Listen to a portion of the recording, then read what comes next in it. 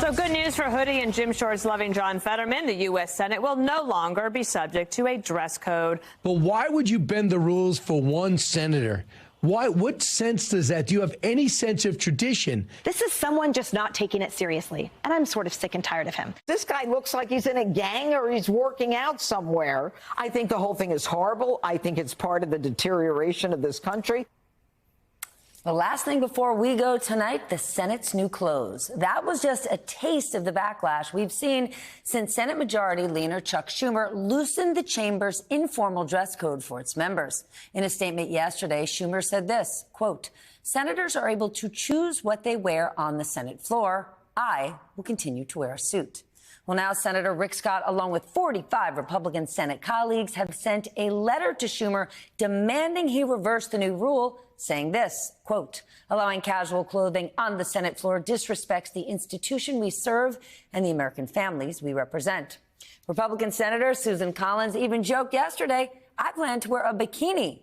There have been no bikini sightings as of yet, but some members were spotted taking advantage of the more relaxed dress code.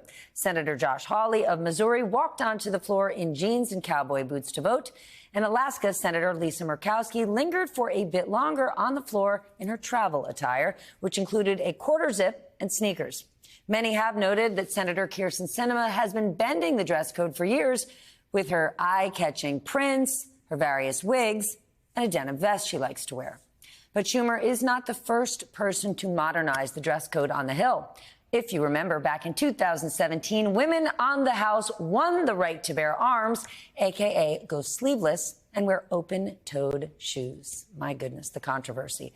And 2 years later, a congressional rule change allowed for a religious headwear to be worn on the House floor.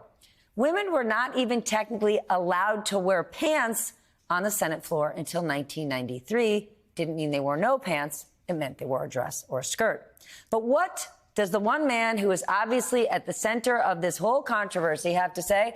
Well, Pennsylvania Senator John Fetterman spoke about his critics and this rule change to our friend Chris Hayes earlier.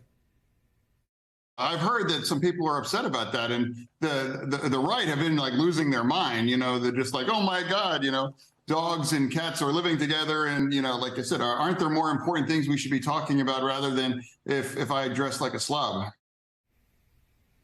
And to think, some people think there is a body double of John Fetterman. I am pretty sure there is not. So Senator Fetterman and his casual clothing will take us off the air this evening.